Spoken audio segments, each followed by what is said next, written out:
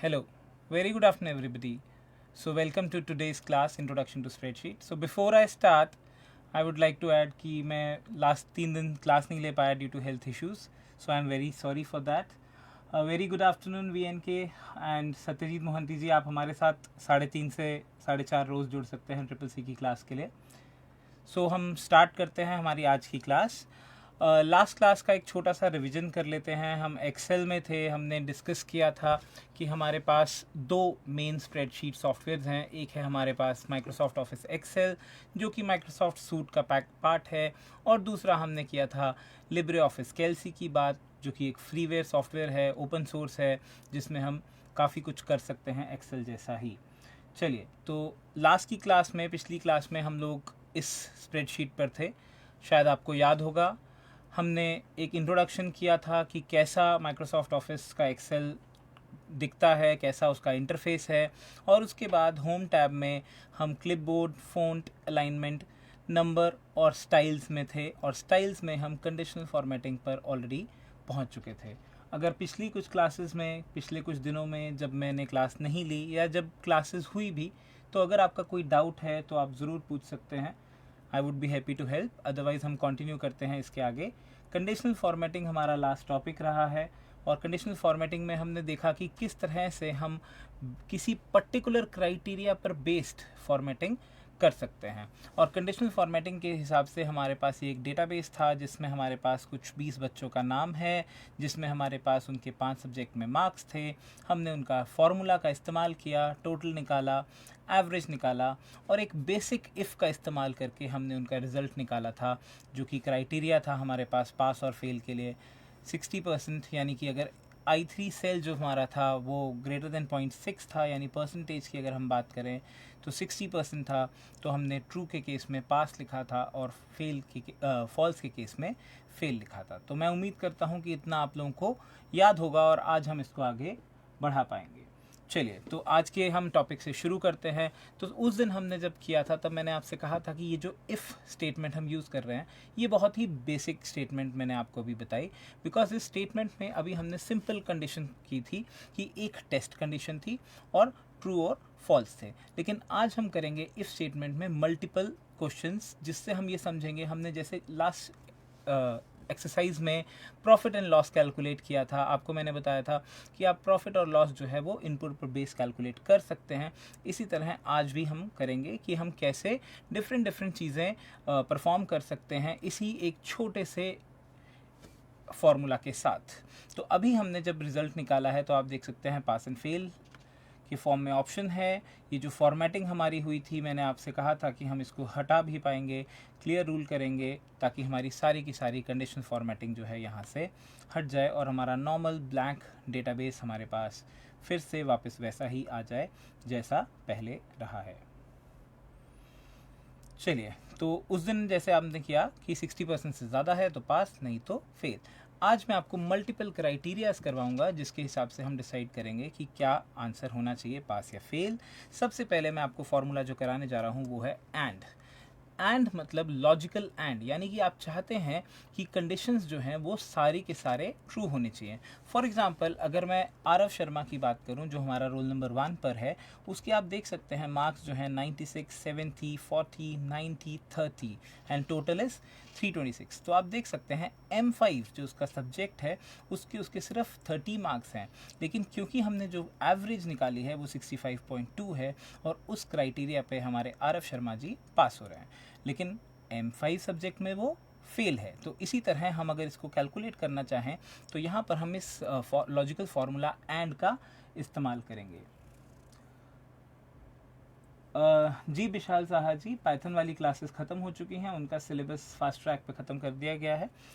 Excel की हमारी triple C की क्लासेस अभी कंटिन्यूड हैं. बिकॉज ऑफ सम इश्यूज़ कुछ दिन गैप आया, सो हम इसे अभी कंटिन्यू कर रहे हैं. सो स्टार्ट करते हैं हम इसी फार्मूला के साथ जो मैंने आपसे कहा, लॉजिकल एंड. अब ये एंड फार्मूला कैसे अप्लाई करते हैं, जैसे ही मैं यहाँ पर साइड पर कहीं पर एंड फार्मूला आपको दिखाता हूँ is equal to A and D, तो वहाँ पर जैसे ही मैंने लिखा उसने कहा check whether all arguments are true and returns true if all arguments are true. तो बेसिकली क्या कहा हमने कि हम इसको मल्टीपल आर्ग्यूमेंट्स यानी मल्टीपल कंडीशंस दे सकते हैं। थोड़े लास्ट क्लास में हमने जब एक्सेल में इफ़ डिस्कस किया था तब हमने कहा था लॉजिकल कंडीशन एक ही होनी चाहिए। तो आज हम लॉजिकल कंडीशंस मल्टीपल पर ये ऑपरेशन परफॉर्म करने वाले हैं। तो जैसे कि मैंने यहाँ पे लिखा इज इक्वल टू एंड, तो ब्रैकेट में मैं यहाँ पर मल्टीपल लॉजिकल कंडीशंस दे सकता हूँ।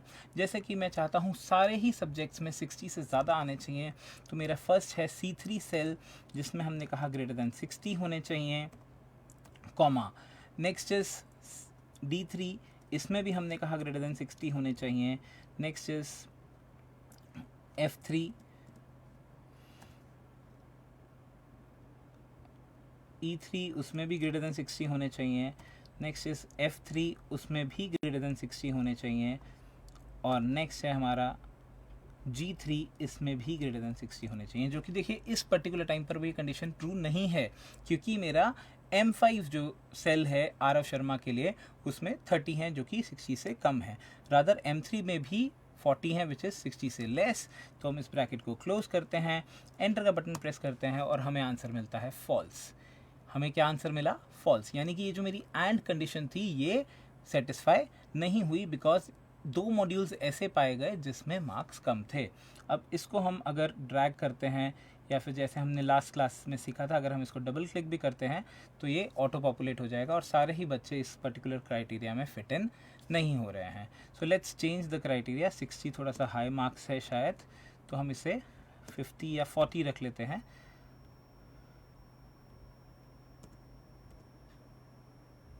तो आप देख रहे हैं मैंने सारे सेल्स का जो क्राइटेरिया है उसको थोड़ा सा चेंज करते हुए 60 की जगह पर 40 पासिंग मार्क्स पर मॉड्यूल रखा है और एंटर का बटन प्रेस किया और फिर इस स्क्वायर पर डबल क्लिक किया, ताकि ये कुछ कंडीशंस ट्रू हो रही हैं और कुछ कंडीशंस फॉल्स हो रही हैं। तो यहाँ पर ये जो कंडीशन हमने यूज़ किया, फार्मूला हमने यूज़ किया, वो था लॉजिकल फार्मूला, जिसमें हमें कहा एंड यानी सारे के सारे आर्गुमेंट्स जो उसको इनपुट की तरह फीड किए गए वो ट्रू या फिर फॉल्स हो सकते हैं। अब इसी कंडीशन में अगर हम चाहते हैं कि हमें कोई पर्टिकुलर क्राइटेरिया चाहिए कि either this should be clear और दिस शुड क्लियर, तो हम एंड की जगह पर और का इस्तेमाल कर सकते थे। यानी अगर एक भी सेल में अगर हम यहाँ और प्लेस करते तो एक भी सेल में अगर मेरे पास 40 से ज़्यादा होते तो आंसर मेरा ट्रू हो जाता, अदरवाइज फॉल्स। अब इस क्राइटेरिया पर अगर आप पास या फेल कह रहे हैं, यानी क्वेश्चन को बहुत ध्यान से सुनिएगा।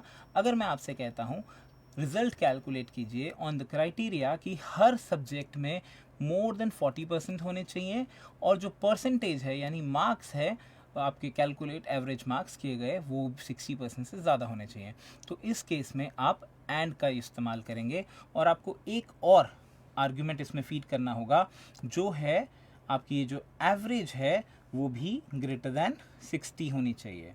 तो हमने क्या कहा, मेरे पास C3 यानी M1 में, D3 यानी M2 में, E3 यानी M4 में और F3 एंड G3 यानी कि सारे मॉड्यूल्स में मेरे 40 से अबव हैं, और फाइनल जो एवरेज है वो अगर 60 से ज़्यादा है तो मेरा रिजल्ट पास है, otherwise fail.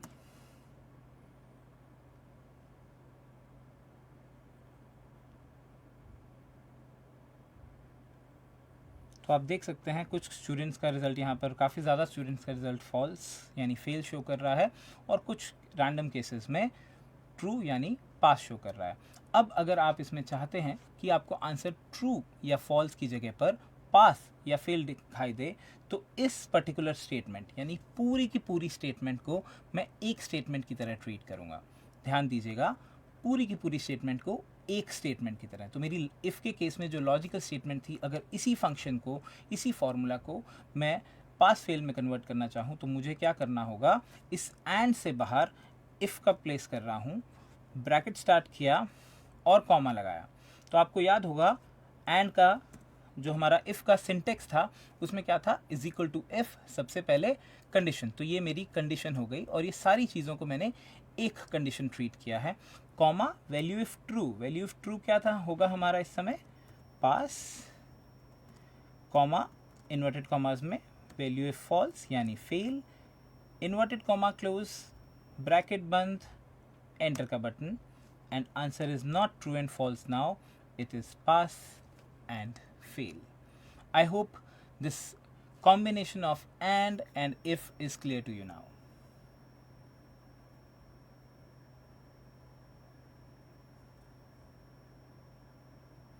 Anybody having any doubt can ask. Very good afternoon आकाश जी, विशाल जी। जो भी अपडेट्स होंगे आपको नाइलेट वेबसाइट पे, नाइलेट के फेसबुक, यूट्यूब पेजेस पर अवेलेबल होगा। As of now triple C classes आपकी ऑन गोइंग रहेंगी डेली बेसिस पर 3:30 ऑनवर्ड्स। बिल्कुल सही कहा आपने, इसमें इफ फार्मूला भी लगा सकते हैं, लेकिन I was trying to tell you both the formulas and combination of both, यानी कि एक फार्मूला को बिल्ट इन करने के लिए हम मल्टीपल फार्मूलाज का यूज़ कर सकते हैं, ये दिखाने के लिए मैंने आपसे कहा। लैंग्वेज नहीं पढ़ पाऊंगा, आपका नाम नहीं पढ़ पा रहा हूँ, बट आई थिंक आपको आपका आंसर मिल गया होगा। चलिए, तो यहाँ हमने सीखा कि हम इफ़ के अंदर एंड कैसे इस्तेमाल करेंगे।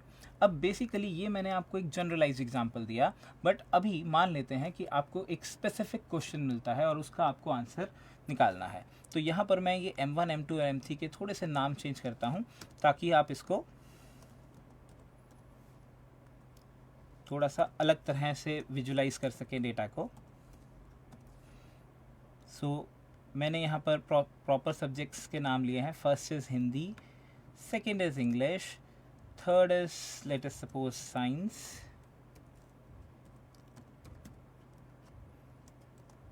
Next is maths and last is social studies. बहुत ही बेसिक सब्जेक्ट्स लिए हैं, 10th क्लास के सब्जेक्ट्स लिए हैं हमने। और अब हम आपको एक क्राइटेरिया पर फॉर्मूला डिफ़ाइन करने के लिए कहेंगे। और फॉर्मूला किस क्राइटेरिया पर डिफ़ाइन करना है कि आप ध्यान दीजिए, आपके पास 5 सब्जेक्ट्स हैं जिसमें से 2 लैंग्वेजेस हैं और 3 जो हैं वो जनरल सब्जेक्ट्स हैं, science, maths and social studies. तो अगर आपसे कहा जाए कि इस डेटाबेस पर रिजल्ट निकालिए on the criteria, and the criteria is कि candidate should have minimum 50% marks in both the languages. ध्यान से सुनिएगा, minimum 50% marks in both the languages and minimum 60% marks in at least 2 we can say, or at least 1, let's make it simple, at least 1 general subject। यानी कि मैं ऐसे बच्चों के नाम चाह रहा हूँ जिनके हिंदी इंग्लिश में से किसी एक लैंग्वेज में 50 से ज़्यादा आए हैं और साइंस, मैथ्स और सोशल स्टडीज़ में 60 से ज़्यादा आए हैं, या फिर चलिए तीनों में 60 से ज़्यादा आए हैं। तो ऐसे बच्चों के मार्क्स हमें निकालने हैं, ऐसे बच्चों का हमें रिज़ल्ट निकालना है। तो क्या आप में से कोई मुझे चैट बॉक्स में फॉर्मूला प्रोवाइड कर सकता है? कोई मुझे ऐसा फॉर्मूला दे जिससे हम ये आंसर कैलकुलेट कर पाएँ। क्वेश्चन मैं फिर से रिपीट कर रहा हूँ, मुझे उन बच्चों को पास करना है जिनके हिंदी और इंग्लिश में एटलीस्ट किसी एक मॉड्यूल में 50 से ज़्यादा हैं, या 60 कर लेते हैं, बेसिक दोनों में सेम रख लेते हैं। हिंदी और इंग्लिश में एटलीस्ट एक में 60 से ज़्यादा हैं और साइंस, मैथ्स और सोशल स्टडीज़ इन तीनों में 60 से ज़्यादा हैं। थोड़ा सा टफ होगा, लेकिन अगर आप एक कोशिश करें, एक लिखने की कोशिश करें, फार्मूला डिफ़ाइन करने की कोशिश करें, तो आप बहुत इजीली उसे समझ पाएंगे। बिकॉज बहुत बार ऐसा होता है जब हम एक्सेल पढ़ाते हैं तो बच्चे फार्मूला को लर्न करने की, नोट करने की कोशिश करते हैं। मैं बहुत बार कहता हूँ कि फार्मूला को नोट कभी मत कीजिए, बिकॉज फार्मूला का सिंटेक्स को नोट करना है। सिंटेक्स क्या है वो आपको मैंने बता दिया, जो कि बहुत सिंपल है। If, logical statement, comma true, comma false. तो ट्रू वैल्यू और फॉल्स वैल्यू पता है, पास एंड फेल। तो जो एक इम्पॉर्टेंट चीज़ है वो है मेरी लॉजिकल स्टेटमेंट, वो ही मेरी डिसीजन ड्राइविंग स्टेटमेंट है, क्योंकि मैं वहाँ से ही मेरा डिसीजन निकाल रहा हूँ कि पास है या फिर फेल है। तो क्या आप मुझे इसका आंसर दे सकते हैं कि दोनों कंडीशंस में से पहले एक हिंदी इंग्लिश में किसी एक में 60 और उसके बाद science, maths and social studies तीनों में 60। To help you out I can help कि हिंदी इंग्लिश में एक में 60 में आप और लगा पाएंगे और science, maths and social studies में एंड लगा पाएंगे। चलिए, तो आंसर दीजिए, तब तक हम यहाँ पर भी साथ साथ बनाते जाएंगे, बट अगर आप चैट में देंगे तो बहुत अच्छा लगेगा।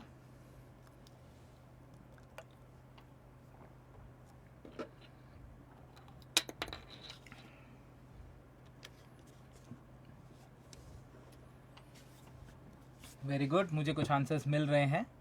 चलिए, तो तब तक मैं यहाँ पर एक फार्मूला ड्राइव करने की कोशिश करता हूँ।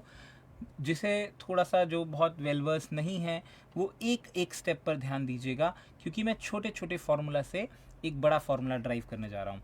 तो सबसे पहले मैंने क्या कहा, हिंदी और इंग्लिश में किसी एक में 60 से ज़्यादा, तो इज इक्वल टू, और ब्रैकेट में या तो इसमें 60 से ज़्यादा हों या फिर इसमें 60 से ज़्यादा हों। अगर दोनों में 60 से ज़्यादा होंगे वेल एंड गुड, लेकिन किसी एक में भी 60 से ज़्यादा होंगे तो आंसर मेरा ट्रू आ जाएगा।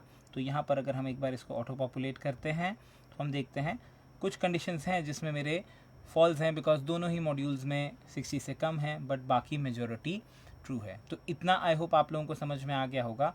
अगली कंडीशन मैंने आपसे क्या कही कि साइंस, मैथ्स और सोशल स्टडीज़ इन तीनों में 60 से ज़्यादा चाहिए। तो कॉमा लगा रहा हूँ फिलहाल,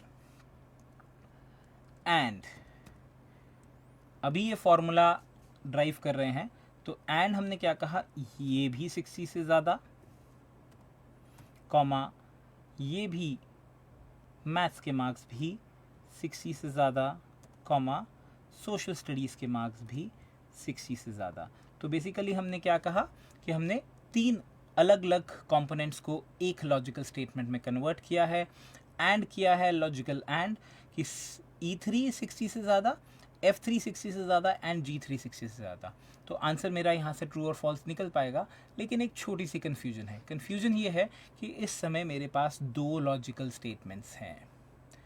फर्स्ट जो कि हिंदी और इंग्लिश ड्राइव कर रही है, जिसका आंसर ट्रू और फॉल्स हो सकता है, और सेकंड जो कि science, maths and social studies को ड्राइव कर रही है और उसका भी आंसर ट्रू और फॉल्स हो सकता है।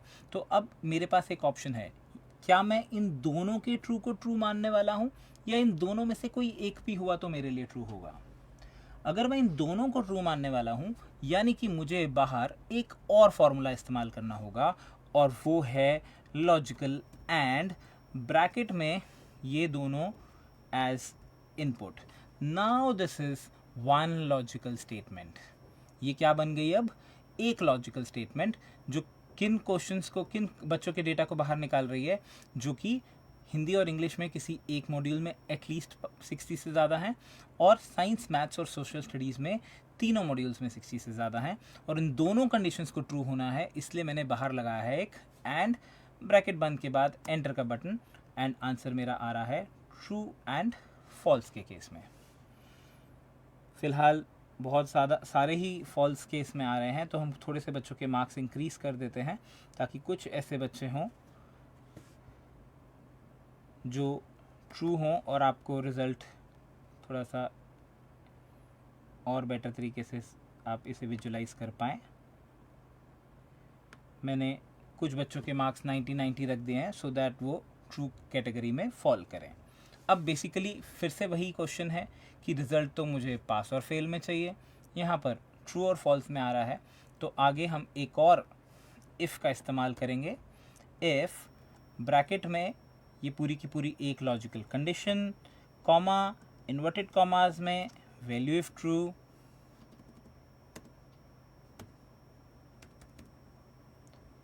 Inverted comma close, comma inverted commas में value if false, inverted comma close, bracket close, enter button, and we are having result in form of pass and fail.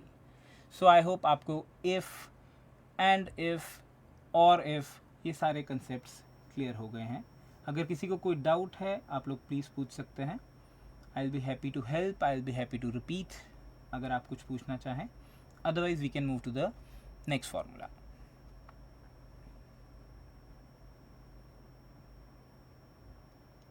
क्या आप लोगों ने कभी ग्रेडिंग सिस्टम को यूज़ किया है? यानी कि अगर 80 से ज़्यादा हैं तो ये ग्रेड, 70 से ज़्यादा हैं तो ये ग्रेड, 60 से ज़्यादा हैं तो ये ग्रेड, एंड सो ऑन। इस तरह का कभी आपने अगर यूज़ किया हो, anybody, any of you, my Facebook viewers, my YouTube viewers, या कोई भी कहीं से भी किसी भी प्लेटफॉर्म से अगर इसे देख रहा है और वो लाइव है और आंसर करना चाहता है तो ज़रूर आप बताएं कि क्या आप लोगों ने कभी ग्रेडिंग सिस्टम को यूज़ किया है, एक्सेल के थ्रू इम्प्लीमेंट किया हो। आकाश जी, विशाल, VNK जी,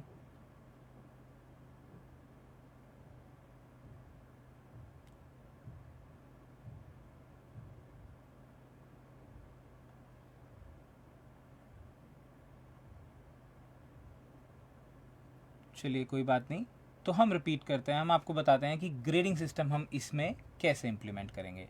तो आई होप आपको ये पास फेल और एंड और का कंसेप्ट समझ में आ गया है। तो लास्ट हम इसमें चलते हैं, ये हमारा इफ़ का बेसिक जो फार्मूला है, मेन यूटिलाइजेशन फार्मूला, वो है हमारा ग्रेड वाला। अब हम यहाँ से ग्रेड कैलकुलेट करने वाले हैं। ग्रेड जैसे कि मैंने आपको कहा, एक क्राइटेरिया डिफाइन कर लेते हैं। मान लेते हैं ग्रेटर देन अगर 80 एवरेज है तो मुझे एस ग्रेड चाहिए, S stand for superior here. अगर ग्रेटर देन 70 है तो ए ग्रेड। अगर ग्रेटर देन 60 है तो बी ग्रेड। अगर ग्रेटर दैन 50 है तो सी ग्रेड। और अगर लेस दैन 50 है तो फेल। ये है मेरा फाइनल। अगर मैं इफ़ की बात करूं तो यहाँ तक अगर हम पहुंच जाएं तो हम इफ़, या बिल्कुल हरदीप डोगरा जी आपने एकदम सही कहा कि हम परसेंटेज को कैलकुलेट करने के बाद इफ़ फंक्शन के थ्रू करते हैं, बट यहाँ हम नेस्टिंग ऑफ इफ़ का इस्तेमाल कर रहे हैं। नेस्टिंग ऑफ इफ़ से मैं कहना चाह रहा हूँ इफ़ के अंदर एक और इफ़, जैसे अभी हमने इफ़ के अंदर एंड, इफ़ के अंदर और इफ़ के अंदर एंड और दोनों का प्रयोग किया। अब हम चाहते हैं कि हम इफ़ के अंदर इफ़ का प्रयोग करेंगे सो दैट कि हम इस फॉर्मूला के डिसीजन पर पहुँच सकें। थोड़ा सा फॉर्मूला लेंदी होगा, थोड़ा सा लॉन्ग होगा, लेकिन मैं उम्मीद करूँगा कि अगर आप मेरे साथ कर रहे हैं तो आप उसको ईजिली साथ साथ कर पाएंगे। आपको मैंने पहले भी कहा है कि आप क्लासेस के दौरान अगर लैपटॉप पे साथ साथ MS एक्सेल ओपन करें और ये एक्सरसाइजेस करें तो आपका सेशन बहुत ही लर्निंग होगा। तो आगे बढ़ते हैं इसी फॉर्मूला के साथ। तो सबसे पहले ये है मेरा average. Krishna Tripathi ji, no sir में आप क्या कहना चाह रहे हैं? आपको समझ नहीं आ रहा है, कुछ रिपीटिशन चाह रहे हैं तो आप प्लीज़ क्लियर आंसर दे सकते हैं। कोई बात नहीं, वैसे भी मैं अभी शुरू ही करने वाला हूँ। अभी हमने सिर्फ एवरेज कैलकुलेट किया था और अब हम ग्रेड की बात कर रहे हैं। तो ग्रेड में मैंने क्या कहा कि हमें इफ़ के अंदर एक और इफ़ का इस्तेमाल करना है एंड मल्टीपल इफ़ के थ्रू हम ये ग्रेड कैलकुलेट करने वाले हैं। तो सबसे पहले मैंने इज़ इक्वल टू से फॉर्मूला शुरू किया जैसे हम करते आए हैं। हमारे पास दो पॉसिबिलिटीज़ हैं, या तो हम अप टू डाउन अप्रोच रख सकते हैं यानी टॉप टू बॉटम अप्रोच रख सकते हैं, या बॉटम्स अप अप्रोच रख सकते हैं यानी कि या तो हम 80 70 60 50 तक फॉल कर सकते हैं या फिर नीचे से ऊपर की ओर बढ़ सकते हैं। तो मैं यहाँ पर ऊपर से नीचे की ओर बढ़ रहा हूँ। तो सबसे पहले इज़ इक्वल टू इफ और ब्रैकेट में मेरा लॉजिकल कंडीशन, और पहला मेरा कंडीशन है ग्रेटर देन 80। तो अगर ये जो वैल्यू है यहाँ पर, अगर ये वैल्यू ग्रेटर देन 80 है तो आप क्या चाहते हैं? आप चाहते हैं कि एस ग्रेड लिखा है। जैसे हमने उस दिन कहा था हमें नंबर लिखने होंगे तो हम इन्वर्टेड कॉमास का इस्तेमाल नहीं करेंगे, बट क्योंकि यहाँ टेक्स्ट है इसलिए मैंने यहाँ पे एस ग्रेड लिखा और इन्वर्टेड कॉमा बंद किया, कॉमा। उसके बाद मुझे वैल्यू फेल लिखनी है, वैल्यू फॉल्स लिखनी है, जो कि मेरा और कोई ग्रेड हो सकता है, लेकिन just to make you understand मैं यहाँ पर 0 लिख रहा हूँ, ब्रैकेट बंद कर रहा हूँ, एंटर का बटन प्रेस कर रहा हूँ और आप देख रहे हैं आंसर क्या आ रहा है, 0। अभी इन मार्क्स को एक बार हम थोड़ा सा बढ़ा देंगे ताकि किसी तरह हमारा सुपीरियर ग्रेड में कन्वर्ट हो जाए। और आप देख सकते हैं आपका एस ग्रेड यहाँ पर आ गया। लेकिन आपका तो क्राइटेरिया क्या था कि अगर मार्क्स ग्रेटर देन 80 हैं तभी तक एस रहेगा, लेकिन क्योंकि आपके मार्क्स ग्रेटर देन 80 नहीं थे तो आपके पास 0 आ रहा था। 0 इसलिए आ रहा था क्योंकि हमने बाकी अभी इफ़ डिफाइन नहीं किए हैं। तो यहाँ हम चलते हैं इस फॉल्स स्टेटमेंट की ओर, इस 0 की ओर, यानी इस 0 पर बहुत ध्यान से देखिएगा। सिर्फ इस 0 पर मैं एक नया फॉर्मूला बनाने वाला हूँ, और वो क्या है? फिर से एक नया इफ़, इक्वल टू से शुरू कर चुके हैं इसलिए दोबारा इक्वल टू का इस्तेमाल नहीं कर रहे हैं। इफ़ के बाद ब्रैकेट के अंदर फिर से इसी क्वेश्चन पर, इसी सेल पर हम ध्यान दे रहे हैं। I3 की वैल्यू अगर 70 से ज़्यादा है, I3 की वैल्यू अगर 70 से ज़्यादा है तो फिर से वैल्यू इफ़ ट्रू, यानी कि इन्वर्टेड कॉमास में A grade, inverted comma close, comma. अब फिर से अभी हमने कैलकुलेट नहीं किया है तो हम इसको 0 पे एंड करते हैं, लेकिन ध्यान रहे क्योंकि हम 2 इफ ओपन कर चुके हैं, हम 2 ब्रैकेट क्लोज करेंगे। एंटर का बटन प्रेस किया, फिलहाल एस ग्रेड ही है बट हम इस मार्क्स को थोड़ा सा कम करते हैं, 0 पर लाते हैं। तो आप देखिए जैसे ही मैं ये हिंदी के मार्क्स 0 किए, एवरेज जो है वो 72 हुई, 80 से नीचे फॉल हुई, आंसर ए ग्रेड आ गया।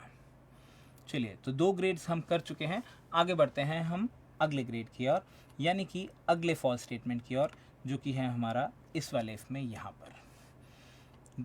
तो ध्यान से देखिएगा, एक और इफ़ का इस्तेमाल किया, एक और ब्रैकेट स्टार्ट किया, कंडीशन वही है, I3 की वैल्यू ग्रेटर दैन, इस बार मुझे 60 चाहिए क्योंकि हम बी ग्रेड का क्राइटेरिया डिफाइन कर रहे हैं, कॉमा, इन्वर्टेड कॉमाज में B grade, inverted comma close, comma, फिर से 0, एक और ब्रैकेट बंद, एंटर का बटन, एंड आंसर आ गया। अभी ए ग्रेड है लेकिन फिर से मार्क्स कम करेंगे क्योंकि हम चाहते हैं 70 से नीचे फॉल करें।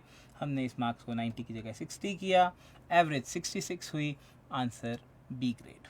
अब हमें क्या चाहिए, सी ग्रेड, जिसका क्राइटेरिया है 50 पर। तो आते हैं आखिरी फॉल्स स्टेटमेंट यानी 0 की ओर, फिर से नया इफ बनाते हैं, ब्रैकेट स्टार्ट किया, सेल सिलेक्ट किया, ग्रेटर देन 50 का क्राइटेरिया दिया, कॉमा के साथ इन्वर्टेड कॉमाज में ग्रेड डिफाइन किया, इन्वर्टेड कॉमा क्लोज किए, कॉमा एंड देन 0, ब्रैकेट बंद, एंटर। तो अभी फ़िलहाल बी है, इस मार्क्स को और कम करते हुए we have come on C grade.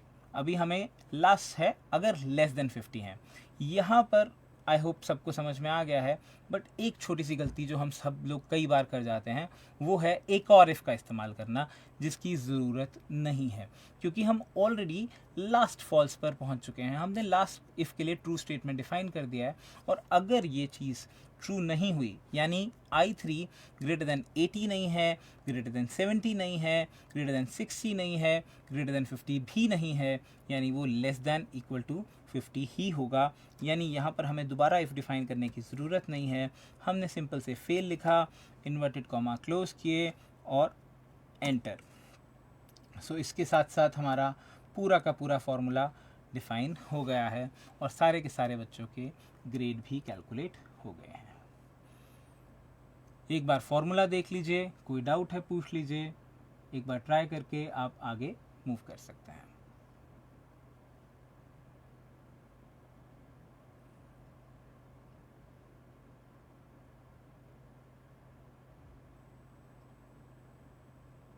Anything जो आपको समझ में नहीं आ रहा हो, इफ़ के अंदर इफ़ का फॉर्मूला कैसे लगाया गया, मल्टीपल इफ़ क्यों लगाए जा रहे हैं, अगर आप ये नहीं समझ पाए हैं तो आप ज़रूर पूछ सकते हैं, कोई इशू नहीं है।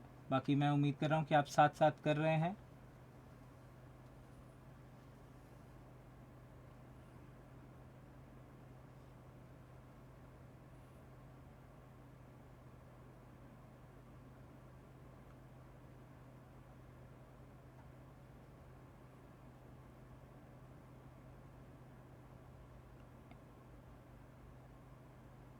नेस्टिंग ऑफ इफ़ के अंदर एक और इफ़ का फॉर्मूला, उसके अंदर एक और इफ़, उसके अंदर एक और इफ़, इस तरह के क्वेश्चंस हमारे एग्जामिनेशन पॉइंट ऑफ व्यू से तो इम्पॉर्टेंट हैं ही, बिकॉज कंसेप्चुअली ये हमें इफ़ का कंसेप्ट समझा रहे हैं, लेकिन इस तरह के क्वेश्चन हमारे बाकी काम को भी आसान बनाते हैं।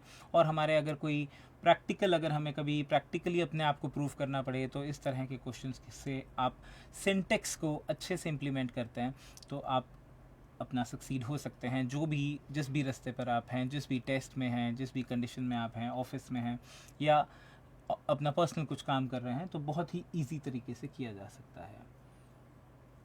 चलिए, तो मैं उम्मीद करता हूँ आप लोगों को ये इफ़ और नेस्टिंग ऑफ इफ़ के अंदर एंड, इफ़ के अंदर और ये सब फार्मूला समझ में आ गए हैं।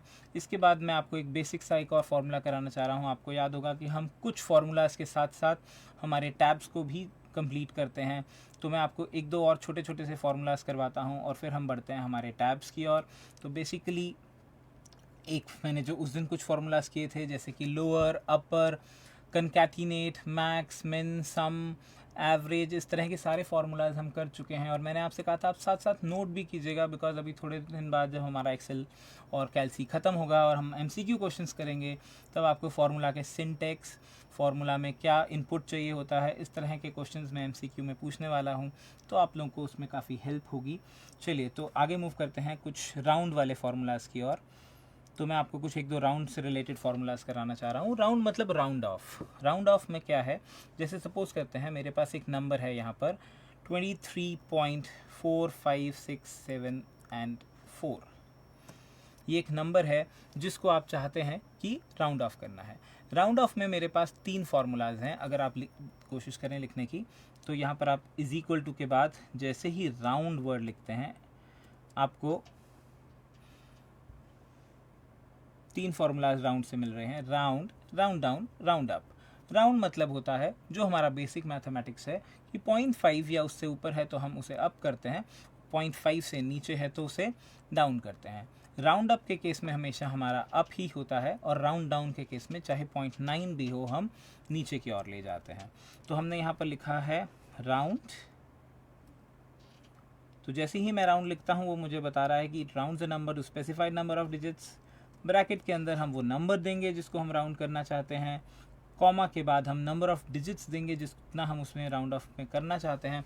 फॉर एग्जांपल इस समय मेरे पास हैं 5 डेसिमल प्लेसेस, मैं चाहता हूँ सिर्फ 2 डेसिमल प्लेसेस हों, तो 2 नंबर प्रोवाइड करेंगे, ब्रैकेट बंद करेंगे, एंटर का बटन प्रेस करेंगे, और आप देखिए आपका जो नंबर था वो हमारा राउंड हो गया है। आई होप आप लोगों को ये राउंड बेसिक सा कंसेप्ट है, तो राउंड समझ में आ गया होगा। अगर आप ध्यान दें तो इस समय ये राउंड अप हुआ है, बट ये अप इसलिए हुआ है क्योंकि यहाँ जो थर्ड नंबर था, हम 2 डेसिमल प्लेसेस रखना चाह रहे थे, तो हमने थर्ड डेसिमल प्लेस देखा। थर्ड डेसिमल प्लेस 5 से बड़ा था, तो 6 था, इसीलिए हमें एक इंक्रीमेंट करके 23.46 मिल गया है।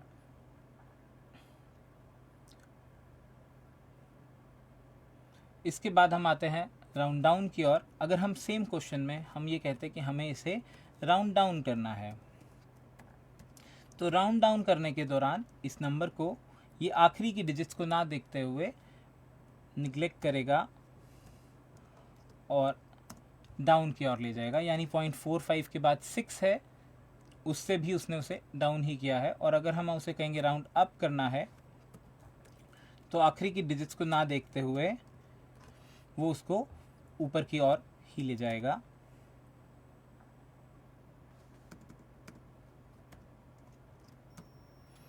सो ये है मेरे round, round up and round down. यहाँ पर जो मोस्ट इंपॉर्टेंट चीज़ जिस वजह से आपको ये करवाया जा रहा है वो है, कई बार हमें कन्फ्यूजन हो जाती है कि हम कैसे इसको राउंड अप कर सकते हैं या कितने डिजिट्स तक कैसे रखना है। फॉर एग्जांपल अगर मैं आपसे कहूँ इसमें से डेसिमल रिमूव करना है, डेसिमल रिमूव करना है यानी कि मैं 0 डेसिमल डिजिट्स रखना चाह रहा हूँ। 0 डेसिमल डिजिट्स रखने के लिए आप क्या करेंगे, ये है मेरा राउंड, ये है मेरा राउंड डाउन, और ये है मेरा राउंड अप। अब मैंने क्या कहा कि आपको अगर कहा जाए कि 0 डेसिमल स्पेस रखना है, तो आप यहाँ पर 0 देंगे। सिमिलरली यहाँ पर भी 2 की जगह हम 0 देंगे, और यहाँ पर भी 2 की जगह हम 0 देंगे, और ये है मेरा round, round down and round up. इसी तरह से अगर आपके पास नंबर जो है आपको 2 डेसिमल प्लेसेस का नहीं चाहिए और आपको 0 डेसिमल प्लेस का चाहिए, आपने कर लिया। मान लेते हैं मैं आपसे कहता हूँ आप इसको राउंड ऑफ कीजिए टू नियरेस्ट 10। अगर आप इसको राउंड ऑफ कर रहे हैं तो नियरेस्ट 10, तो फिलहाल क्या है 23। अगर आप इसको राउंड करेंगे तो answer should be 20, round down करेंगे answer should be 20, round up करेंगे आंसर शुड बी 30। तो करना कुछ नहीं है, बस यहाँ पर 10 है इसीलिए 0 की जगह पर -1 आ जाएगा। तो आपका आंसर आ गया 20, राउंड डाउन आपने किया, आपका आंसर आ गया 20, और अगर आप राउंड अप करेंगे तो आंसर आ जाएगा 30।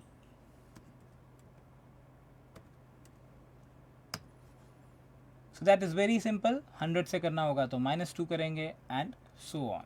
तो आप मुझे बता सकते हैं कि अगर मैं 23 को राउंड ऑफ करता हूँ, let's not take 23, I take 55.5 5। अगर मैं सेम क्वेश्चन पे राउंड राउंड डाउन और राउंड अप करता हूँ तो क्या आंसर आएगा आपके सामने है। राउंड कर रहा हूँ 60 आया है, राउंड डाउन किया है 50 आया है, राउंड अप किया है तो भी 60 आया है। तो मैं उम्मीद करता हूँ आपको round round up round down formulas समझ में आ गए होंगे। कोई डाउट है आप पूछ सकते हैं, अदरवाइज हम टैब पे मूव करते हैं। Very good afternoon Suraj and Ahir ji. NIELIT O level continue ज़रूर होगा और नाइलेट ओ लेवल ही चल रहा है, साथ साथ सीसीसी की क्लासेस चल रही हैं।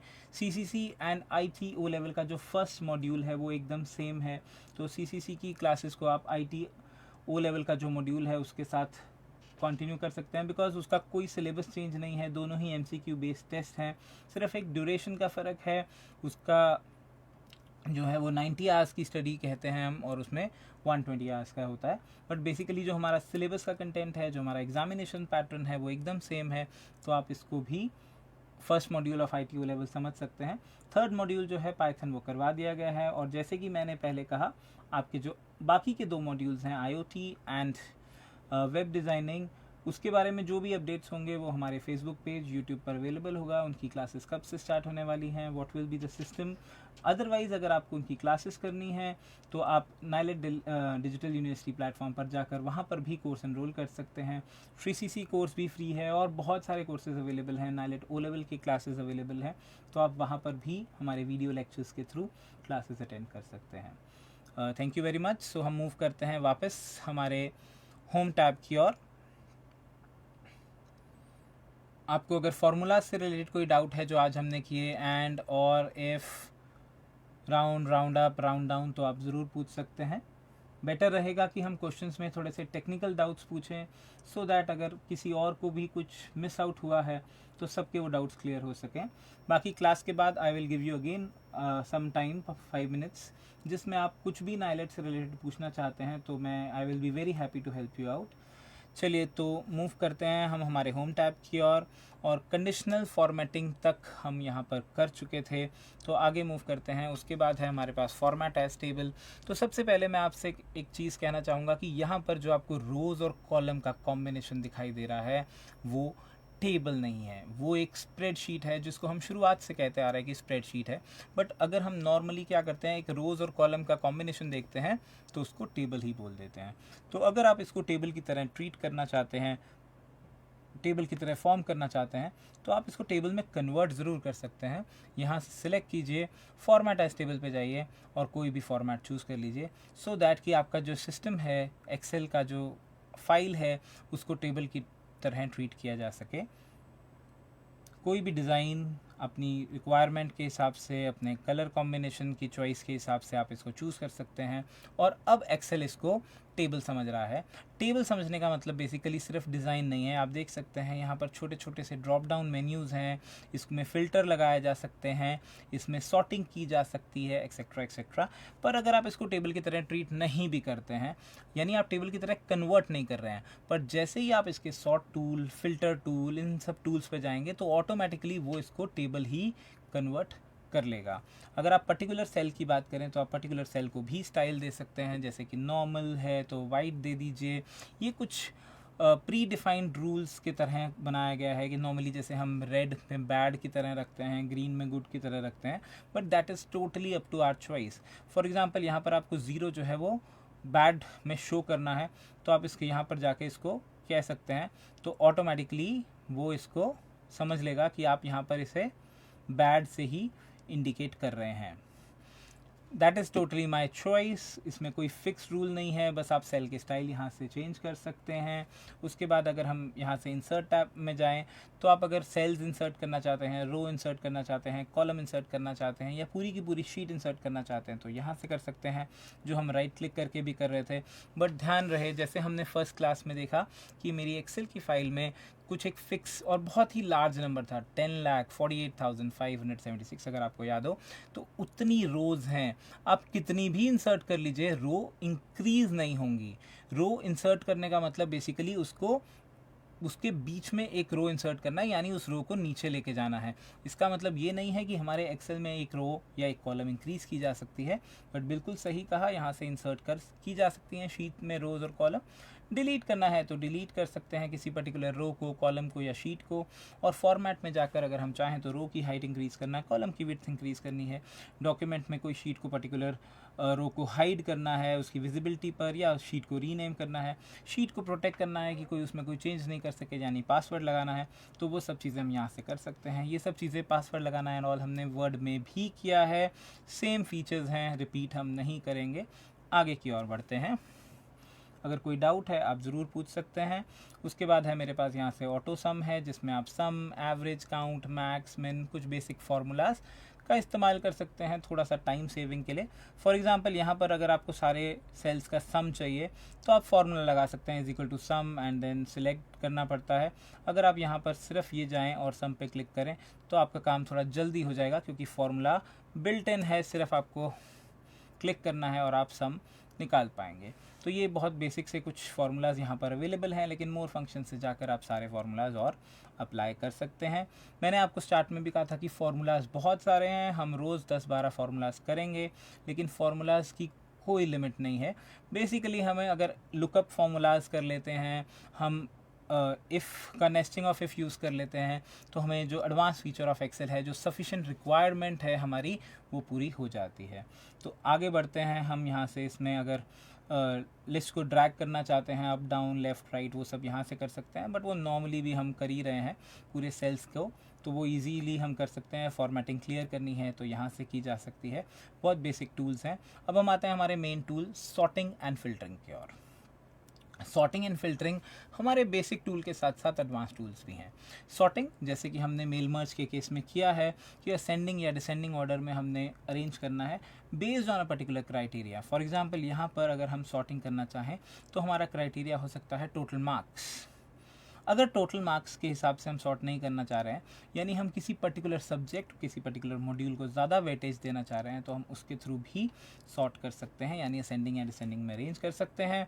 और फिल्टर में भी हमारे पास मल्टीपल ऑप्शंस हैं, यानी आपको फ़िल्टर करना है एक पर्टिकुलर क्राइटेरिया पर बेस, वो भी आप यहाँ से कर सकते हैं। फॉर एग्ज़ाम्पल अगर मैं आपसे पूछूँ मुझे उन स्टूडेंट्स की डिटेल्स चाहिए जिनके हिंदी में 70 से ज़्यादा हैं और इंग्लिश में भी 70 से ज़्यादा हैं, तो इसके दो बेसिक कंसेप्ट हो सकते हैं। पहले मैं आपको एक सिंपल कंसेप्ट बताता हूँ। हमने सेल सिलेक्ट किए, हम यहाँ से गए फ़िल्टर की ओर, फ़िल्टर से ये टेबल जैसे मैंने आपसे कहा था कन्वर्ट होगा।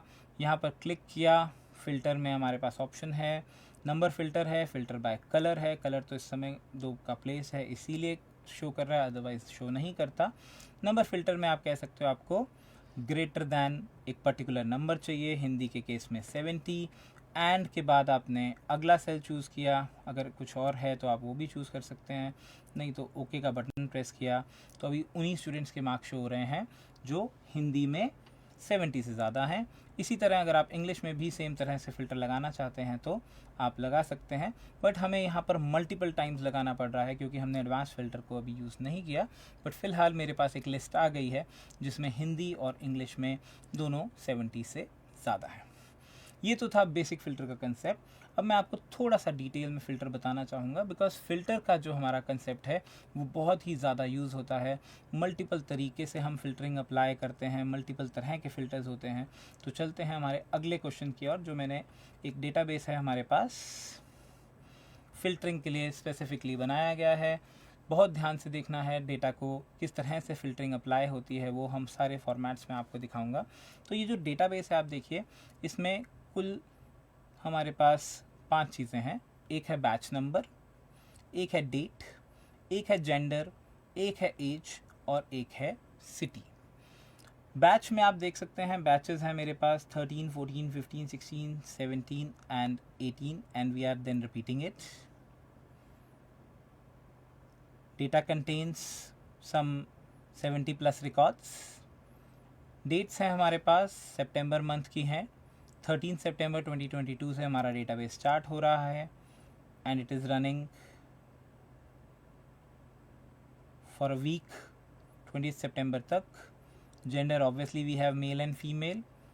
एक स्पेसिफिक एज क्राइट है यहाँ पर और एक सिटी भी डिफाइंड है। बेसिकली मैं आपको ये डेटाबेस इसलिए दिखा रहा हूँ क्योंकि हम आपको ये दिखाना चाह रहे हैं कि हम किस किस प्रकार से हमारे डेटाबेस में फ़िल्टरिंग अप्लाई कर सकते हैं। फ़िल्टरिंग अप्लाई करने के लिए आप देखिए, सबसे पहले मैंने क्या कहा, मेरे पास कुछ राइट हैंड साइड पे एक हमने टेबल क्रिएट किया है जिसमें हमने कहा है कि डेटा किस तरह से फ़िल्टर हो सकता है। डेटा में डेट फ़िल्टरिंग की जा सकती है, टेक्स्ट बेस्ड फ़िल्टरिंग की जा सकती है, टेक्स्ट और डेट दोनों के साथ फ़िल्टरिंग की जा सकती है। कलर यानी अगर आपने सेल का कोई कलर सिलेक्ट किया है तो कलर पे बेस फ़िल्टरिंग हो सकती है, इसीलिए हमने बैच में कुछ कलर इंसर्ट किए हुए हैं।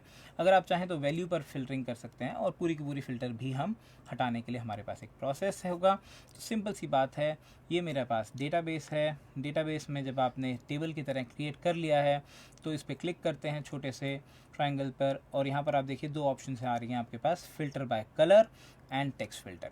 फ़िल्टर बाय कलर में आपके पास 3 ऑप्शंस हैं, येलो कलर है, वॉलेट कलर है और नो फिल है। तो आप अगर सिर्फ येलो वाले चूज़ करना चाहें तो आपके पास सिर्फ येलो वाले आ जाएंगे।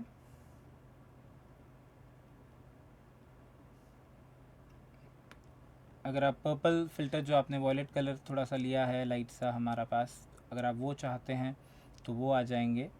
और अगर आप चाहते हैं नो फिल यानी येलो और वॉलेट हटाने हैं तो वो हमारे हटाए जा सकते हैं।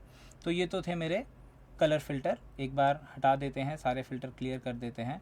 नेक्स्ट ऑप्शन मेरे पास यहाँ पर है टेक्स्ट फ़िल्टर की, और टेक्स्ट में आप पर्टिकुलर टेक्स्ट को फाइंड कर सकते हैं, कह सकते हैं उससे इक्वल होना चाहिए, वो इक्वल उसके नहीं होना चाहिए, उससे begin, contains, does not contain, या कोई कस्टम रूल आपको डिफ़ाइन करना है आप यहाँ से कर सकते हैं।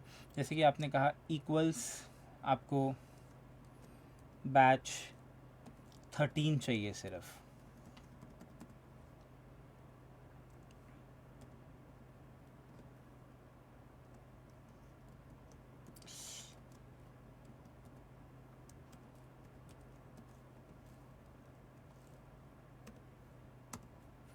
तो आपके पास इस समय सिर्फ बैच 13 है। इसी तरह अगर आप कलर के बाद डेट फ़िल्टर में जाएं तो आपके पास, क्योंकि यहाँ पर डेट थी तो ऑटोमेटिकली डेट फ़िल्टर आ रहा है। इसी तरह डेट फ़िल्टर में आपके पास ऑप्शंस हैं, या फिर आप डेट नीचे से चूज़ कर सकते हैं। अगर आप टेक्स्ट में यहाँ पे मेल फीमेल में जाएंगे तो आपको डेट नहीं फ़िल्टर दिखाई देगा, नंबर फ़िल्टर नहीं दिखाई देगा, सिर्फ टेक्स्ट फ़िल्टर दिखाई देगा। और एज के केस में अगर आप सिलेक्ट करेंगे तो आपको सिर्फ नंबर फ़िल्टर दिखाई देगा, और सिटी में आपको सिर्फ टेक्स्ट फ़िल्टरिंग ही दिखाई देगी। तो जिस तरह से आप चाहें, अगर आपको सिर्फ आगरा के मेल कैंडिडेट्स चाहिए तो आप 2 बार फ़िल्टर लगा सकते हैं, एक बार आप सिटी सिलेक्ट कर सकते हैं और दूसरी बार आप जेंडर सिलेक्ट कर सकते हैं। तो ये था मेरा फ़िल्टरिंग का कंसेप्ट। और इसी तरह अगर मैं इसी डेटा में सॉर्टिंग करना चाहूँ तो वो भी मैं कर सकता हूँ। फॉर एग्जाम्पल मुझे एज पर बेस सॉर्टिंग करनी है तो आपको सिंपली सिलेक्ट करना है this, and then you can select on sort smallest to largest और sort from largest to smallest. और अगर कलर होता तो आप सॉर्ट बाय कलर भी कर सकते थे, लेकिन यहाँ पर कलर नहीं है तो कलर से तो हमें नहीं करना है। बेसिकली हम सॉर्टिंग तो स्मॉलेस्ट टू लार्जेस्ट या लार्जेस्ट टू स्मॉलेस्ट करते हैं, तो वो चीज़ें हम यहाँ से कर सकते थे। तो ये था मेरा एक छोटा सा फ़िल्टरिंग का एग्जाम्पल। आई होप आप लोगों को समझ में आ गया होगा। अगर आपको सॉर्टिंग, फ़िल्टरिंग या कोई भी और चीज़ पूछनी है तो आप पूछ सकते हैं। अगर आप कोई चीज़ की रेपिटेशन रिक्वेस्टेड है आपको तो मैं वो भी रिपीट कर सकता हूँ। एक बार आप फ़िल्टर के क्वेश्चन पर बस ध्यान दीजिएगा, सॉर्टिंग करनी है या फ़िल्टरिंग करनी है वो आप यहाँ से कर सकते हैं। विद दिस हमारा होम टैब भी कंप्लीट है। अगर आपको कुछ पूछना है तो पूछ लीजिए, अदरवाइज़ हम आगे की ओर बढ़ेंगे।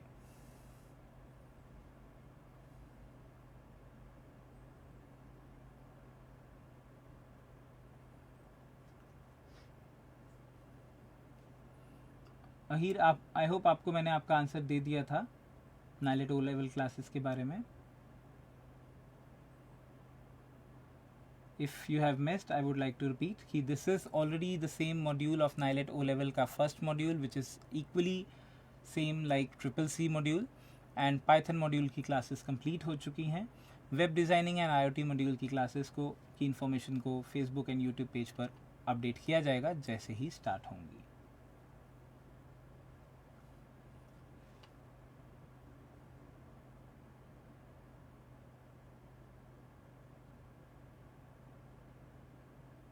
भास्कर जी, अगर आप ए लेवल करना चाहते हैं तो ए लेवल की क्लासेस अभी ऑनलाइन अवेलेबल नहीं है। यही 4 मॉड्यूल्स हैं हमारे ओ लेवल के जो ए लेवल में भी काउंट होते हैं। ए लेवल की फ़िज़िकल क्लासेस हमारे नाइलेट के सभी सेंटर्स में अवेलेबल हैं। अगर आप दिल्ली से बिलोंग करते हैं तो हमारे नाइलेट दिल्ली में भी ए लेवल की क्लासेस जनकपुरी, इंदलोक एंड करकड़ुमा तीनों सेंटर्स में अवेलेबल हैं।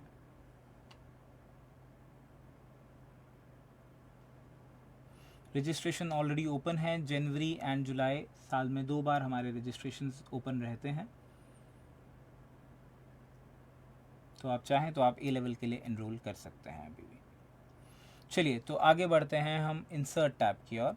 इंसर्ट टैब में सबसे पहले आप जो देख रहे हैं वो है पाइवट टेबल या फिर पाइवट चार्ट, जिसमें चार्ट्स में पाइवट चार्ट और टेबल में पाइवट टेबल। और उसके बाद आप देख रहे हैं स्टैंडर्ड चार्ट्स। स्टैंडर्ड चार्ट में मेरे पास हैं line chart, bar chart, pie chart etcetera, और कुछ कॉलम चार्ट जैसे चीज़ें हैं, और कुछ एडवांस चार्ट्स भी हैं। तो बेसिकली हमारी सिलेबस में हमारी रिक्वायरमेंट जो है वो basic charts, line chart, bar chart, pie chart से कंप्लीट हो जाती है, but pivot table, pivot chart का कंसेप्ट भी हमारे लिए उतना ही इम्पॉर्टेंट है। तो चार्ट, बेसिक चार्ट हम सब बना लेते हैं। आई होप आपको सबको बेसिक आइडिया होगा कि ओ लेवल के में आपको जैसे या ट्रिपल सी में एक line chart, pie chart, bar chart जैसे चार्ट्स की ज़रूरत रहती है। डेटाबेस पर डिपेंड करता है कि किस प्रकार का आपका चार्ट होगा। और जैसे हमने वर्ड में देखा था कि हम जैसे ही चार्ट बनाएंगे हमारे पास एक नया टैब अवेलेबल होगा जिसमें हम चार्ट की सारी सेटिंग्स की, चार्ट में कौन कौन से फीचर्स हैं, किस तरह से चार्ट की लेबलिंग की जा सकती है, ये सब चीज़ें हम यहाँ से देखेंगे। और चार्ट के साथ साथ मैं आपको यहाँ पर एक नया क्वेश्चन दिखाने वाला हूँ, एक नया डेटाबेस दिखाने वाला हूँ जिससे हम पाइवट टेबल या पाइवट चार्ट बनाएंगे। तो फिलहाल इस डेटाबेस को बंद करते हैं और चलते हैं अगले क्वेश्चन की ओर। Pivot database. पाइवट का डेटाबेस हमारा जो पहला है बहुत ही इम्पॉर्टेंट डेटाबेस है, बहुत ही क्रूशियल होता है। किसी भी बिज़नेस को स्टडी करने के लिए, किसी भी डेटा को स्टडी करने के लिए आपको इस प्रकार के डेटाबेस की ज़रूरत होती है। इस प्रकार के डेटाबेस से आप बहुत सारी कैलकुलेशंस कर सकते हैं। फॉर एग्ज़ाम्पल मैं एक छोटा सा एग्जांपल लेता हूँ। मान लेते हैं हमारे पास कोई एक सुपर स्टोर है, Big Bazaar, super mart etcetera etcetera, बहुत सारे सुपर स्टोर्स मार्केट में अवेलेबल हैं। आपने नोटिस किया होगा कि this sell thousands of product, बहुत सारे प्रोडक्ट्स होते हैं, एक एक कैटेगरी में बहुत सारे प्रोडक्ट्स फॉल करते हैं। प्रोडक्ट्स की एक एक्सपायरी डेट होती है, एक एमआरपी है, किस तरह के प्रोडक्ट को कब सेल पे प्लेस करना है, कौन से प्रोडक्ट का स्टॉक कितना है, कैसे मेंटेन करना है। तो ये सब एनालिसिस जो है वो फिज़िकली डेटा के ऊपर किया जाता है। और कैसे एनालिसिस के रिज़ल्ट्स को हम फटाफट से, अगर हम एनालिसिस नहीं करेंगे, रिजल्ट्स हमारे पास अवेलेबल नहीं होंगे, तो किस तरह के लॉसेस हमें हो सकते हैं, ये सब चीज़ें हमें पाइवट टेबल दिखाता है। तो पाइवट टेबल का डेटा अगर आपको चाहिए या कोई भी डेटा सेट आपको चाहिए तो आप इजीली, बहुत सारी वेबसाइट्स, बहुत सारे ऐसे पोर्टल्स अवेलेबल हैं जहां से आप डेटा सेट डाउनलोड कर सकते हो। शुरू में भी मैंने आपसे कहा था कि आपको अगर डेटा सेट चाहिए, आपको एक अच्छा डेटा सेट चाहिए, तो आप कभी डेटा सेट क्रिएट करेंगे तो वो बहुत टाइम लगेगा। आप ज़्यादा से ज़्यादा 10 लोगों का डेटा सेट बना पाएंगे, 20 एंट्रीज़ का डेटा सेट बना पाएंगे। लेकिन अगर आपको एक एक्चुअल डेटा सेट चाहिए तो आप, बहुत सारी ऐसी साइट्स हैं, बहुत सारे ऐसे सर्वर्स हैं जहाँ पर डेटा सेट्स अवेलेबल हैं, जैसे कैगल है या इस तरह के कुछ हैं जहाँ से आप डेटा सेट को डाउनलोड कर सकते हैं। तो एक बार आप इस डेटा सेट को बहुत ध्यान से देखिए। यहाँ पर मेरे पास ऑप्शन में है डेटा सेट, जिसमें आप देख सकते हैं मंथ्स हैं, पर्टिकुलर मंथ की बात कर रहे हैं, फाइनेंशियल ईयर की बात कर रहे हैं, रीजन की बात कर रहे हैं, टाइप ऑफ सेल की बात कर रहे हैं, प्रोडक्ट की बात कर रहे हैं, सेल के अमाउंट की बात कर रहे हैं, और ग्रॉस मार्जिन की बात कर रहे हैं। डेटाबेस की अगर मैं लेंथ की बात करूं तो मैं आपको दिखाऊं, this particular data set has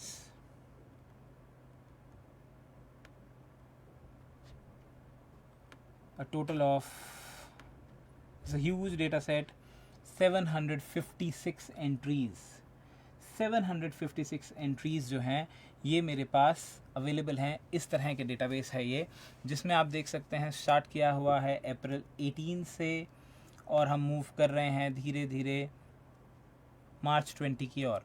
तो बेसिकली 2 साल का ये किसी एक सुपरमार्ट का डेटा है और इस पर बेस्ड हम कुछ डिसीजन लेना चाह रहे हैं। फॉर एग्ज़ाम्पल हमारी किस प्रोडक्ट की, किस रीजन की सेल कैसी है, किस प्रोडक्ट की सेल ज़्यादा है, किस प्रोडक्ट की सेल जो है वो होल सेल में ज़्यादा है, किस प्रोडक्ट की सेल वो रिटेल सेल में ज़्यादा है, या किस साल में हमने कितना प्रॉफिट किया, या किस मंथ में हमने कितनी सेल की। इस तरह के क्वेश्चंस को आप एक डेटाबेस में एक साथ अगर निकालना चाहते हैं तो वो चीज़ आपकी पाइवट टेबल ही कर सकता है। अदरवाइज़ ये 700 एंट्रीज़ को समझना ही बहुत बड़ा टास्क होगा। और नॉर्मली तो ऐसा होता है कई बार जो सुपर मार्ट्स हैं, जो अच्छे सुपर मार्ट्स हैं, उनकी तो 700 से 1000 एंट्रीज शायद एक दिन में हो जाती होंगी। तो सोचिए कितना मुश्किल होगा उस डेटा को अंडरस्टैंड करके, डेटा को स्टडी करके, डेटा पर बेस्ड कुछ कैलकुलेशन करना, वो कितना मुश्किल होगा अगर हम इस तरह के क्वेरीज़ को इस तरह के तरीके से इसको सॉल्व नहीं करेंगे। तो बेसिकली स्टार्ट करते हैं पाइवट टेबल से। तो पाइवट टेबल एक प्रोसेस है जो मैं आपको आज दिखाने जा रहा हूँ। बहुत ध्यान से समझिएगा, बहुत ही यूज़फुल टूल है। अगर आप लोग वर्किंग हैं और एक्सेल का इस्तेमाल करते हैं तो ये काम आपके घंटों के काम को 1 सेकेंड या 1 मिनट में कन्वर्ट कर सकता है। तो ये चीज़ को बहुत ध्यान से देखिएगा। तब तक हमारे 1-2 व्यूअर्स के कुछ क्वेश्चंस हैं, मैं वो भी आंसर साथ साथ कर देता हूँ। वसीम अकरम जी, अगर आप एनरोल करना चाहते हैं, किस कोर्स में आपको एनरोल करना है? अगर आपको नाइलेट डिजिटल यूनिवर्सिटी पे जाकर सीसीसी कोर्स में एनरोल करना है तो बहुत ही बेसिक प्रोसेस है। गूगल पे नाइलेट डिजिटल यूनिवर्सिटी लिखिए, आपको पहला लिंक मिलेगा, उससे आप जाइए, अपना यूज़र अकाउंट क्रिएट कीजिए, कोर्स सर्च कीजिए। डिजिटल लिटरेसी कोर्सेज में CCC कोर्स अवेलेबल है, फ्री ऑफ कॉस्ट है, आप कोर्स में एनरोल कर सकते हैं। बट अगर आप शुरू से मेरी क्लासेस अटेंड नहीं कर रहे हैं तो मैं आपको बता दूं कि ये जो एनरोलमेंट होगा इससे सिर्फ आपकी लर्निंग होगी। अगर आपको CCC सर्टिफिकेट भी चाहिए तो उसका प्रोसेस मैंने हमारी पहली क्लास में बताया है, आप पुरानी वीडियोस में देख सकते हैं। अदरवाइज शॉर्ट में मैं आपके लिए अभी दोबारा बता देता हूँ। student.nilet.gov.in, student.nilet.gov.in ये वेबसाइट है, हमारी नाइलेट की वेबसाइट है, स्टूडेंट पोर्टल की वेबसाइट है। इसमें जाइए और इसमें आप CCC एग्ज़ाम के लिए अप्लाई कर सकते हैं। CCC एग्ज़ाम अगर आप फरवरी के मंथ में अप्लाई करेंगे तो आपका अप्रैल मंथ में एग्ज़ाम होगा। 500 उसकी फ़ीस रहेगी। Course is free but examination and certification assessment fees है हमारी 500 फॉर CCC कोर्स। एंड विकास पाल जी ने पूछा है कि CCC के ऑब्जेक्टिव क्वेश्चंस कब करवाए जाएंगे। विकास जी, CCC के ऑब्जेक्टिव क्वेश्चन हर यूनिट के बाद करवाए जा रहे हैं। फिलहाल हम 4th यूनिट पे हैं और पहली 3 यूनिट के CCC के हम ऑब्जेक्टिव क्वेश्चंस कर चुके हैं। आप चाहें तो पुरानी वीडियोस में जो कि फेसबुक यूट्यूब पर अवेलेबल हैं, आप वहां से जाकर भी रिवाइज कर सकते हैं। हम हर एक यूनिट ख़त्म होने के बाद कंप्लीट उसके क्वेश्चंस रिवाइज करवाते हैं। लिंक आपको फेसबुक पे भी मिलेगा, थोड़ा सा स्क्रॉल कर लीजिएगा, या फिर यूट्यूब पे आप जाएंगे तो आपको डे 1, डे 2, डे 3 इस तरह से आपको सारी क्लासेस मिल जाएंगी। नहीं तो नाइलेट डिजिटल यूनिवर्सिटी पर तो आपको कभी भी किसी भी टाइम पर सारे हमारे क्लासेस जो हैं वो अवेलेबल ही हैं। लिंक की ज़रूरत नहीं पड़ेगी, यूट्यूब पे नाइलेट इंडिया लिखिए या फेसबुक पे नाइलेट इंडिया लिखिए और हमारा वेब पेज है, उस पर आपको सारी इन्फॉर्मेशन मिल जाएगी। चलिए वापस चलते हैं हमारे क्वेश्चन की ओर और हम बात कर रहे थे पाइवट टेबल की। क्लास का आज का टाइम हम 10-15 मिनट एक्सटेंड करेंगे। 3 दिन हमारी क्लासेस मिस रही हैं तो मैं चाहूँगा कि मेरा जो फिनिश टारगेट लाइन है वो उसी दिन कंप्लीट हो, तो थोड़ा थोड़ा सा हम एक्सटेंड करेंगे क्लासेस को। चलिए, तो ज़्यादा नहीं करेंगे, 10-15 मिनट मैक्सिमम।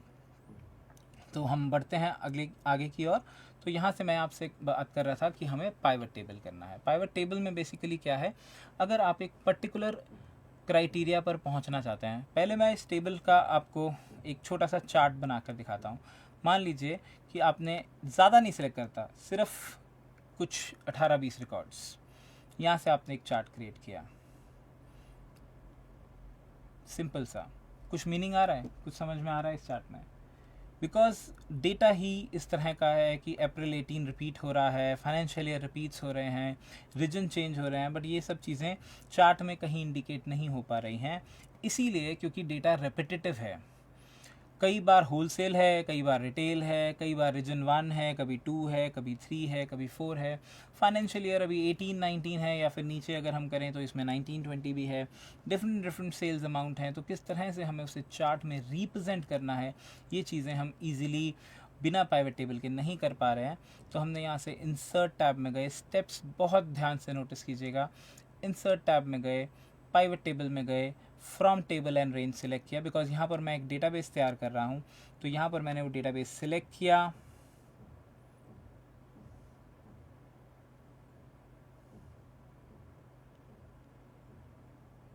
पूरा का पूरा डेटाबेस सिलेक्ट किया।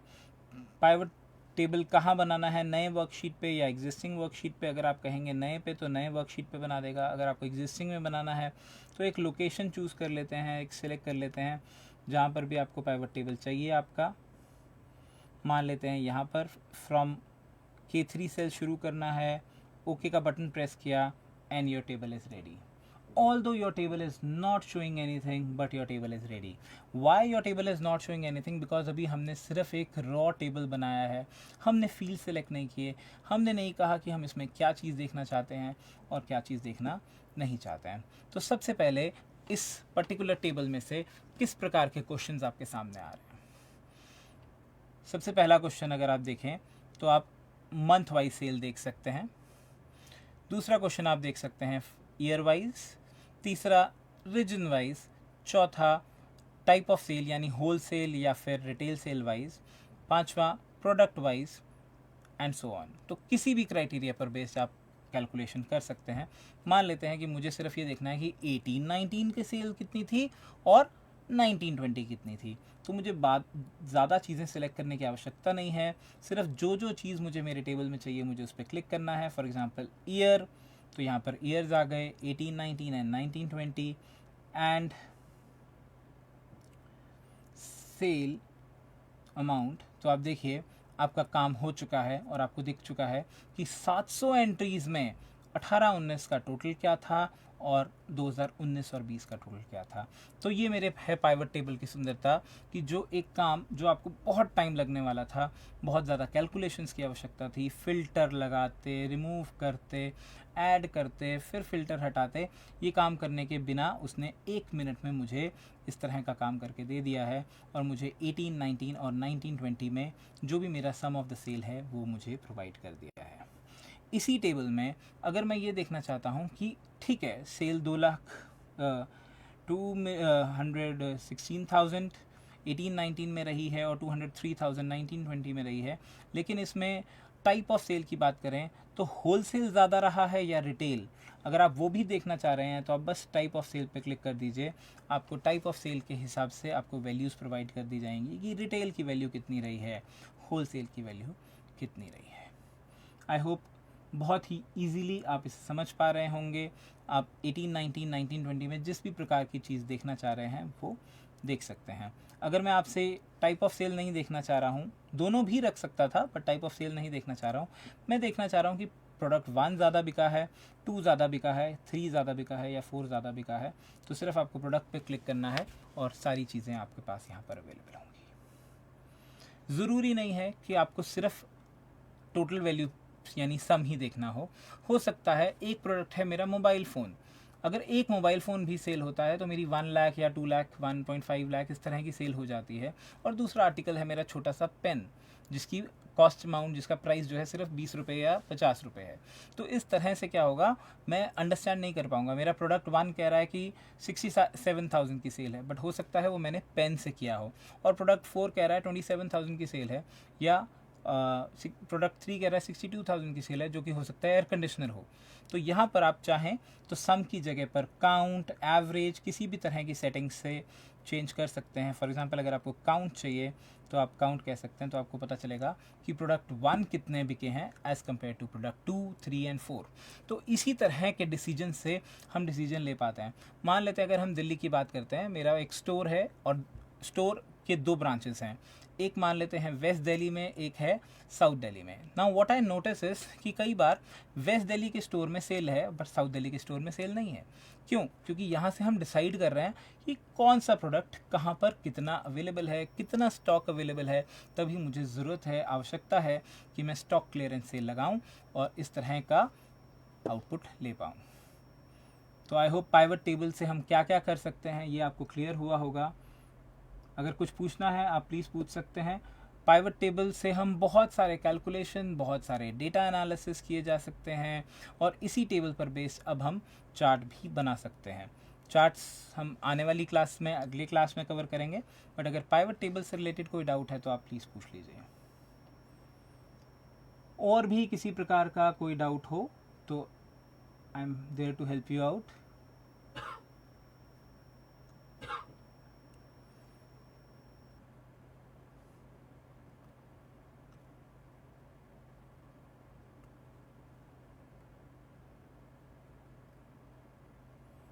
एंड पाइवट टेबल की सुंदरता ये भी है कि किसी भी पॉइंट ऑफ टाइम पर अगर आपको लगता है कि आपको टेबल समझ में नहीं आ रहा है, पसंद नहीं आ रहा है, कुछ और डेटा चाहिए, डिलीट कर दीजिए, कोई प्रॉब्लम नहीं है, क्योंकि जो मेरा डेटाबेस है वो मेरे पास इंटैक्ट है, जो कि फ़िल्टर के केस में नहीं था। कई बार हम फ़िल्टर के केस में मेन डेटा में ही चेंज कर रहे थे, लेकिन यहाँ पर पाइवट टेबल में मेन डेटाबेस में चेंज नहीं है।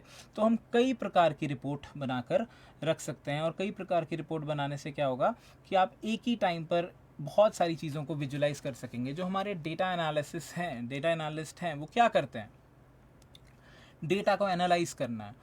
फॉर एग्ज़ाम्पल, अगर एक प्रोडक्ट है जिसकी मुझे लगता है कि ये मेरे पास स्टॉक में ज़्यादा हो रहा है, तो मुझे उस पर सेल देना चाहिए, या फिर इस प्रोडक्ट को इस पर्टिकुलर स्टोर से दूसरे स्टोर ले जाना चाहिए। इस तरह के एनालिसिस कर रहे हैं।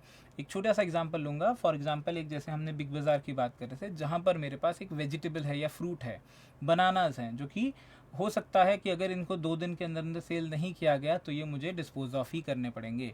लेकिन ये चीज़ का रिकॉर्ड जो है वो दिल्ली के स्टोर का, maybe somebody is maintaining in Mumbai, जो कि फिजिकल कांटेक्ट में नहीं है, जो कि देख नहीं रहा है कंडीशन, बट क्योंकि उसके पास डेटा है तो दूर बैठ के एनालाइज कर सकता है, समझ सकता है कि किस प्रकार के हमारे कैलकुलेशन की आवश्यकता है, कैसे हमारे चार्ट्स की आवश्यकता है, या किस प्रकार से मैं मल्टीपल डिसीजंस पर पहुंच सकता हूं मेरे पाइवट टेबल से डेटा से एनालाइज करने पर। आई होप क्लियर हो गया होगा आपको। कुछ पूछना है तो पूछ सकते हैं, otherwise we'll be continuing tomorrow. ज़्यादा टाइम नहीं लिया आप लोगों का, 5-10 मिनट ही रोज़ ऊपर करेंगे, बट कोशिश करेंगे कि हमारा जो टाइम लाइन्स हैं, टाइम फ्रेम्स हैं, उसके अंदर अंदर हम कर सकें। बिकॉज जब हमने कोर्स स्टार्ट किया था, मैंने आप लोगों से कहा था कि आप CCC फॉर्म फिल कर दीजिए मार्च एंड में। जैसे अगर जनवरी में जनवरी लास्ट में हमने स्टार्ट किया है, तो मार्च एंड में जिन्होंने फॉर्म फिल किया है उनका मार्च में एग्ज़ाम होगा, मार्च 20 के आसपास, और तब तक हम CCC सिलेबस को अच्छे से फिनिश कर देंगे हर यूनिट के MCQ क्वेश्चंस के साथ। चलिए, तो एनीथिंग अगर आप कहना चाह रहे हैं, otherwise we'll be seeing you tomorrow same time. Okay, चलिए, thank you then, see you tomorrow, bye bye.